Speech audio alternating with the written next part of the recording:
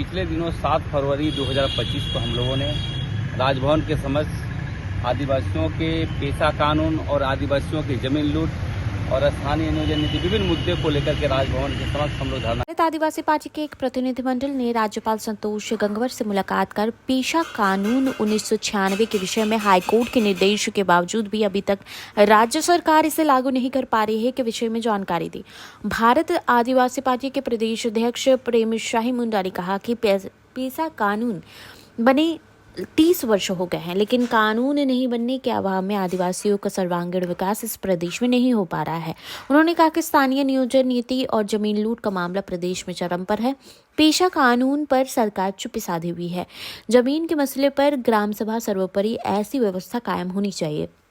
आदिवासियों के धर्म संस्कृति से जुड़े हुए जमीन की लूट हो रही है। पिछले दिनों 7 फरवरी 2025 को हम लोगों ने राजभवन के समक्ष आदिवासियों के पेशा कानून और आदिवासियों की जमीन लूट और स्थानीय नियोजन नीति विभिन्न मुद्दे को लेकर के राजभवन के समक्ष हम लोग धरना दिए थे। उसी कड़ी में आज राजभवन में हमको राज्यपाल से जो वार्ता हुआ, एक डिस्कस हुआ कि आदिवासियों की जमीन को कैसे बचाया जाए।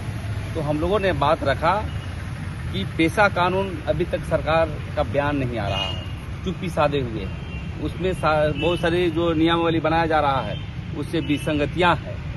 जैसे ग्राम सभा में जमीन के मसले पर स्पष्ट नहीं किया गया है, जिसका हम लोग का डिमांड है कि ग्राम सभा में ही जमीन वापसी, जमीन लूट का रोकने के लिए एक कानून होना चाहिए, बाध्यता होना चाहिए।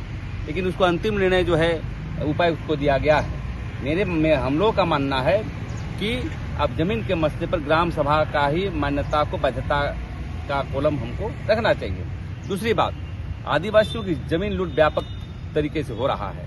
आज जितने भी देख रहे हैं कि आदिवासियों के धर्म संस्कृति की जमीन, भूमिहरी जमीन की व्यापक लूट हो रही है और जरपेशकी जमीन और जाली कतारी जमीन की लूट हो रही है और धड़ल्ले से इस पर जो है गैर कानूनी ढंग से खरीद बिक्री किया जा रहा है। तो हमारा डिमांड यही है कि जितने भी आदिवासी जमीन पर जो है विशेष टास्क फोर्स बना करके जमीन को वापस किया जाए। और उसमें हम देख रहे हैं कि जमीन के मसले पर खासकर भूमिहरी जमीन पर देख रहे हैं कि फर्जी हुक्मनामा, इस्तीफानामा बना करके लूट जा रही है। यही हम लोगों ने मांग को रखा है और उन्होंने आश्वासन दिया है कि इसको अविलंब हम कार्रवाई करेंगे।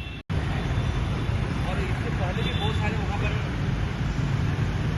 प्रस्ताव आई जमीन लूट के मामले पर, तो जमीन को छोड़ना दे देता। हाँ,